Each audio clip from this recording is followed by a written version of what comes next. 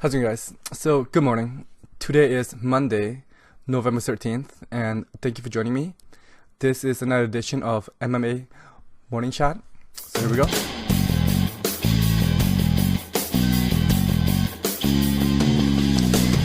Wow, what a week. What a week it was. Holy shit. Okay, you guys, let's get this out of the way. Conor McGregor and his action at Bellator 187. You know, Connor, from me to you, I don't know what you're doing.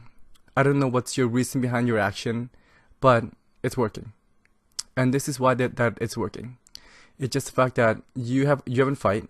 You fought once in over a year plus now. And you're keeping your names in the news, in the media, and us as a fight fan, me and the rest of the world as well, even the sport world, we are talking about you. It's working, my friend. But my next question is that, what will happen? How big is Conor McGregor? I mean, we all know that he's such a big star within the world of mixed martial arts. But you and I know, you know and I know, he's not mixed martial arts. Mixed martial arts has been here before Conor McGregor, and it will still be here after Conor McGregor. But as of right now, there's no one in this space right now as big as Conor McGregor. So his sentence, his punishment, I'm trying to think of a good word for it, but let's see what the commission will do. If the commission give Conor McGregor a slap on the wrist, he is as of this moment, he is MMA. Okay? He is MMA, he is above it. If that's the case, then I'm wrong. I will admit it to it. Conor McGregor, you are bigger than MMA. You are bigger than the sport. If you get a slap on the wrist. But if the commission and the UFC and even Ari drop the hammer and give him an actual punishment, Conor McGregor, will be put in line. Will be himself as a fighter. Will be put in line, and we will know of how big his star power is, and that will go back to the statement that I've just said, that no one is bigger than the sport. Right now, it's teeter and totter, it's left and right, and I honestly believe that we are in an interesting stage of the world of mixed martial art right now, especially when it comes to Conor McGregor. Okay, guys, I am not gonna give any more times about this. I mean, I made a few videos about this already. If you want to know more, check out the rest of the video. So yeah. Okay. So recap Bellator 187. I did not see this one coming. Okay. The fight that I'm talking about is Kevin Ferguson Jr. defeating Fred Freeman 1 minute 57 seconds into round 1 with a rear naked choke. Holy shit. Kevin Ferguson Jr. Right now he's got a record of 2-1 in Bellator. So I'm kind of, for me, Kevin Ferguson Jr. I'm just calling him Jr. He is gonna be another fighter that I am gonna keep my eyes out on, because I realized that he got his contract, he's got his sign-in with Bellator because of his first name, because of his last name, because of his name as a whole, and because of his dad, which is Kevin Ferguson Sr. Rest in peace. And yeah, but when I was watching this fight, I was really impressed. You know what, guys? He's very young into his fighting career, and that's why now he's got so much potential, and I could see him being a future contender if he get himself into the right camp. After that being said, I'm not sure which camp he's training at. Let's have a look. It doesn't say. It doesn't say which camp he's training at according to his profile. But I want him to go to Greg Jackson or ATT, but not AKA, because those guys are injury prone. So anywhere but there, or even to TriStar, because I can see him being, man, this guy's a beast. I can see him be a future title challenger. And when it comes to the market, when it comes to the pay-per-view not pay-per-view, the TV rating, which is Bellator that is the target audience that they are going for. he could be a future star in that demographic as well. So yeah, Tony Ferguson Jr.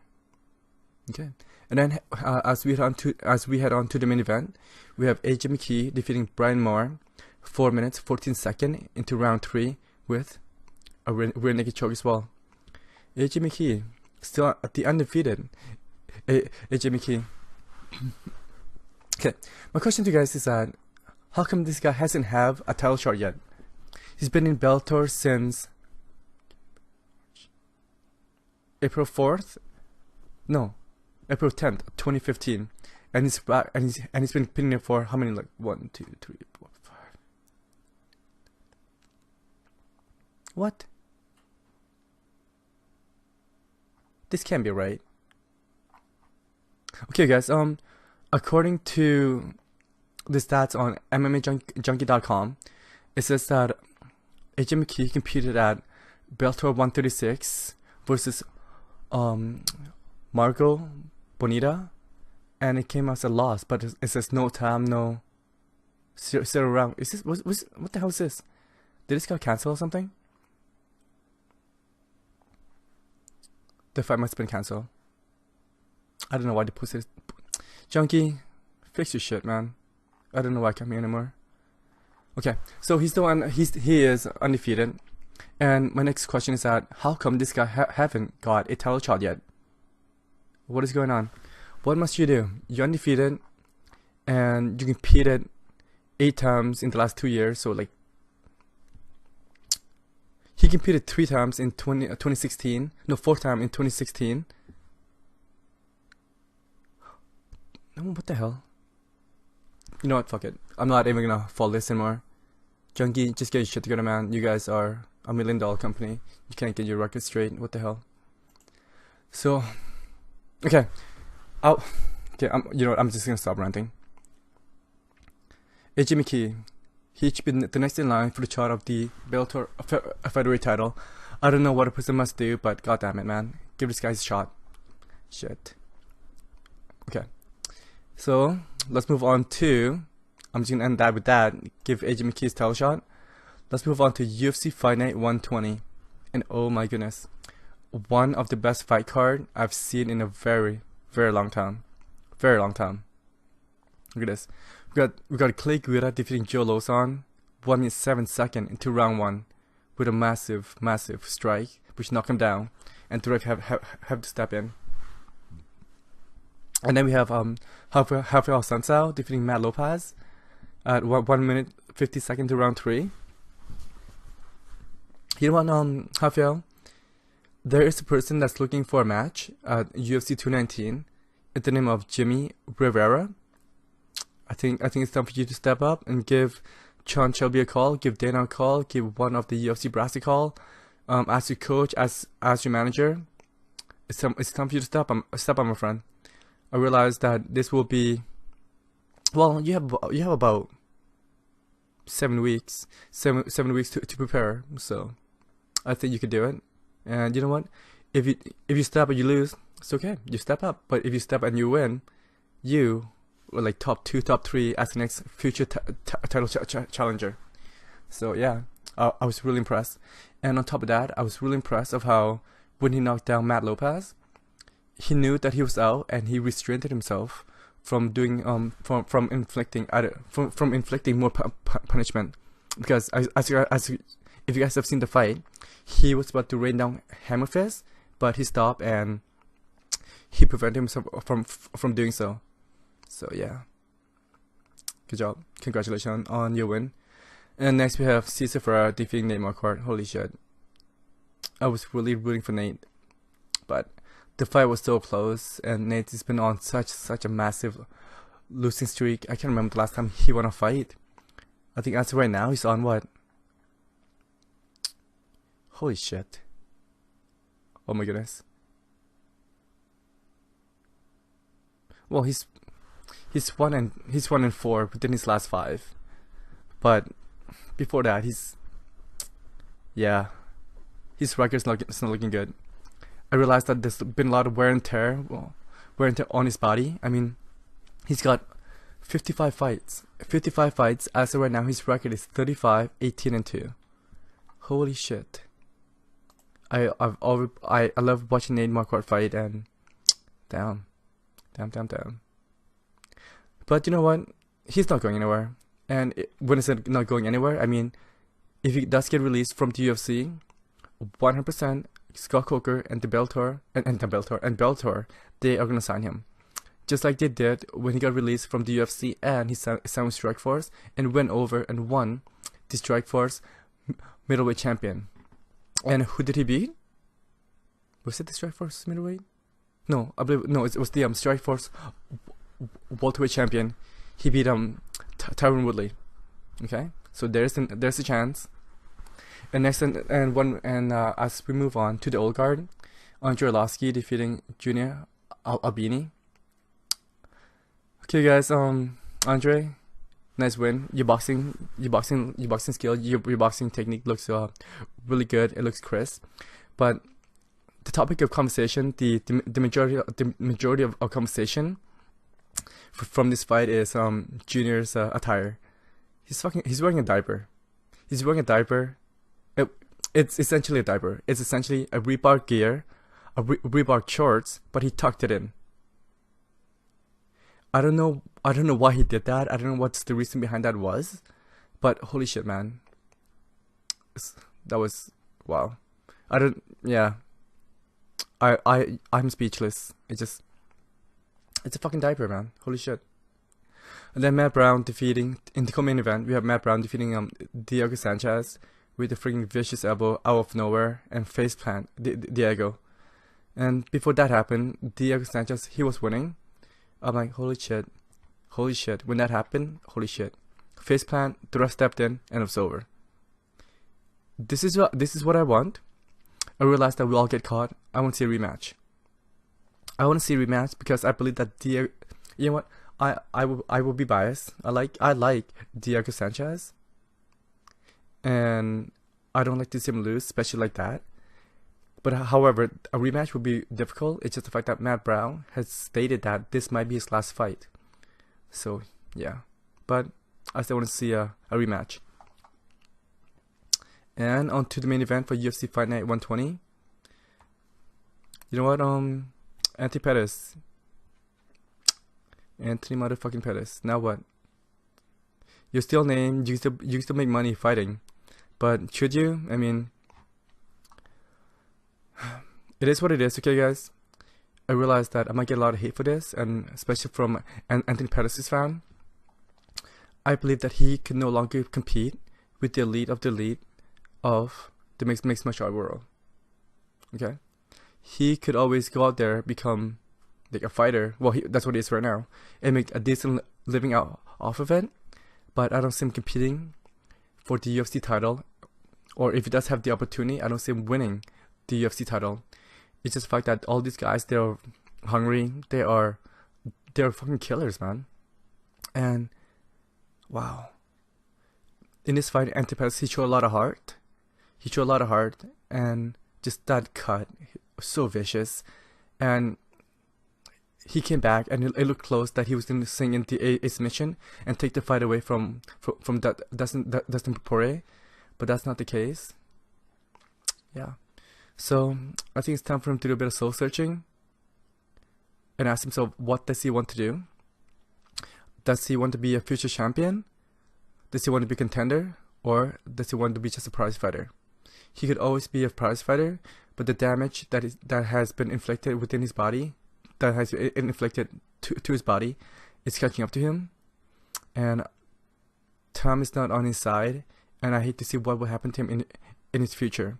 I mean, there's not, and there's been very little discussion with brain trauma and future damage to your health as a whole. I mean, from the NFL, there's been a lot of research, and these guys wear pads. These guys wear pads. They wear helmets. They wear protective gear.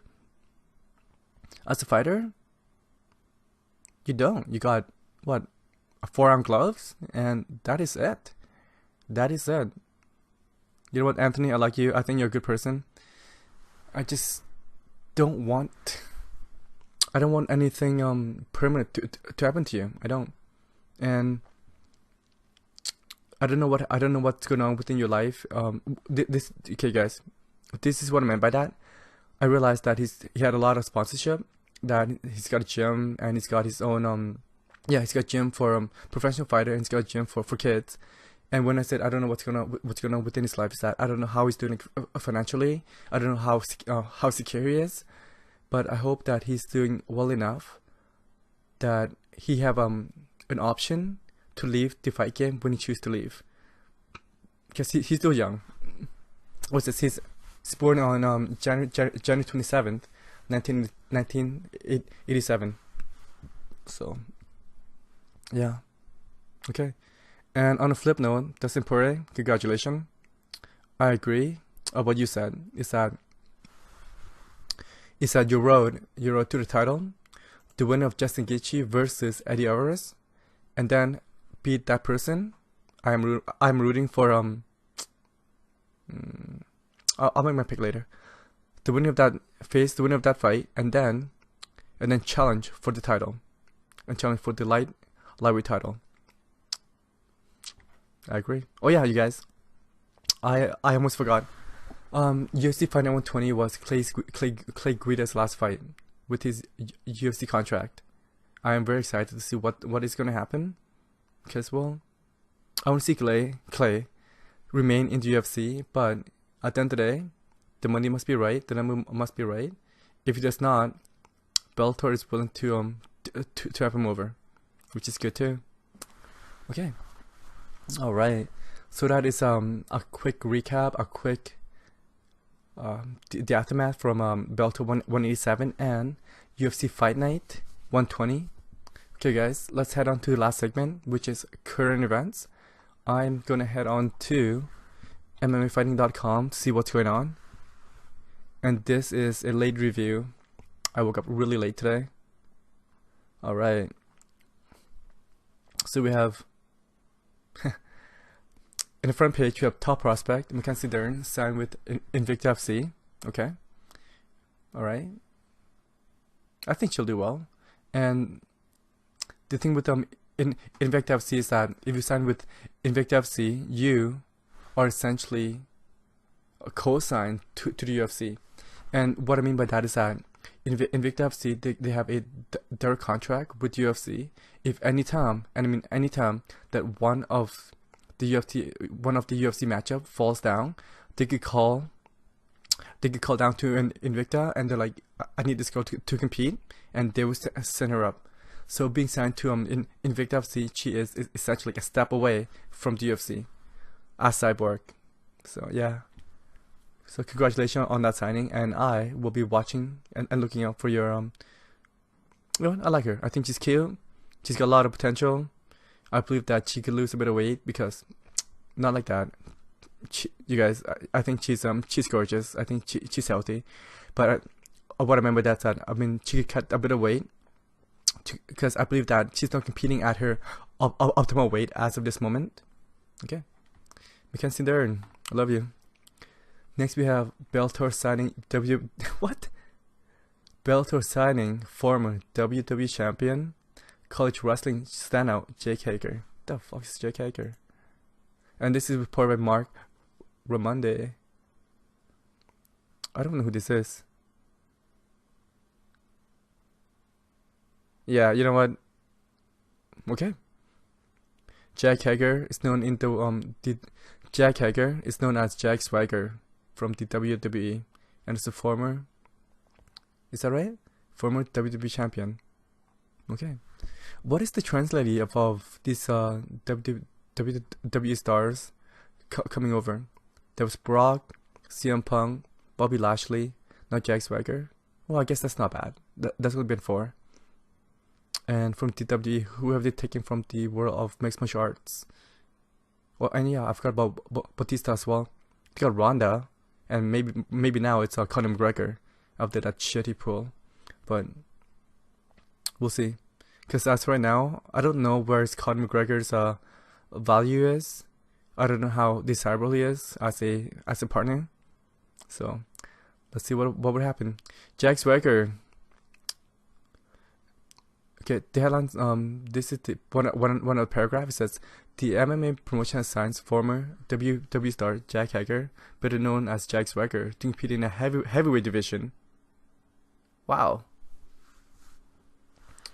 For what promotion though? Oh, shit. Mark, I'm disappointed. This seems like it's a very lazy article.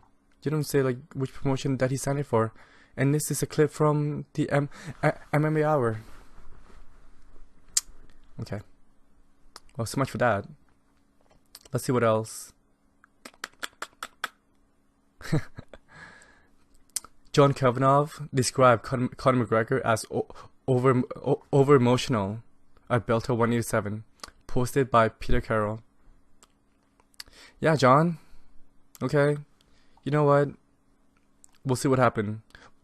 Over emotional, or does Conor McGregor think that he is makes martial arts? You know what? This has been a very. I'm surprised that there hasn't been like anything else. This has been a very quiet. Okay, guys. After that, I'm just gonna end that right there. This is a quick episode. This is a quick chat. Okay, guys. Thank you for joining me. If you have not, please comment, rate, and subscribe. And I will do this every morning from Monday to Friday. And yeah, thank you for joining me once again. And this is unedited, uncut. What you see is what you get. So bear with me. This is only episode 9. I will try to improve. And yeah, take care. I will talk to you tomorrow.